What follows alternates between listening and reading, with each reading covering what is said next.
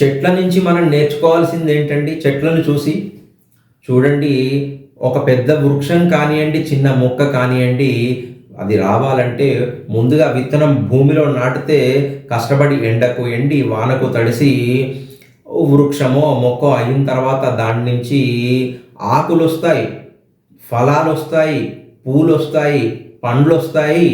దాని తర్వాత ఇంతేనా అండి? చెట్టు పెద్ద పెద్ద చెట్లు అయితే మనకు మంచి నీడనిస్తాయి.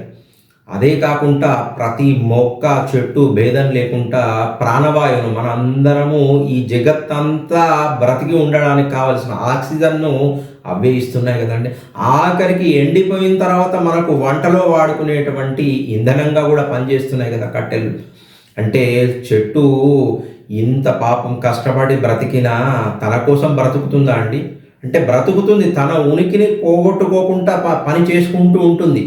పెరగడమే ప్రయోజనంగా పెరుగుతుంది, కానీ తన కోసమా? కాదు కదా. పరోపకారార్థం ఇదం శరీరం అన్నట్టు పరులకు ఉపకారం కోసమే చెట్టు ఇంత పెరిగి మనకి ఇన్ని అవసరాలు తీరుస్తుంది. మరి మనం సమాజంలో చెట్టు నుంచి ఎంత నేర్చుకోవాలి? అది పెరిగిన తర్వాత ఈ పువ్వు నాదే, లేదా నాకు సంబంధించిన వాళ్ళకే నాకు ఇష్టం ఉన్న వాళ్ళకే నీడనిస్తాను, నాకు కష్టం ఉన్న వాళ్ళకి నేను ఎండనిస్తానని ఏమన్నా అంటుందా? అందరూ సమానం. అందరికీ ప్రయోజనకారిగా ఉండడమే ప్రయోజనంగా చెట్లు భూమి మీద ఉన్నాయి కదా.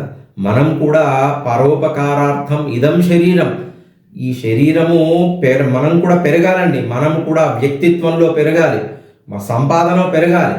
మనతో పాటు మన చుట్టూ ఉన్న వారందరికీ మనం ఉపయోగపడాలి. ఏ రకంగానైతే ఈ చెట్లు సమాజానికి ఉపయోగపడుతున్నాయో, మనం స్వార్థం కోసం కాదు సుమా. నువ్వు పెరుగు నీ ప్రయోజనం పెంచడం కోసం, నీతో పాటు నలుగురికి ఉపకారం చేసి చెట్ల నుంచి మనం ఆ ప్రేరణ పొందుదాం. పరోపకారార్థం ఇదం శరీరం. జై శ్రీమన్నారాయణ.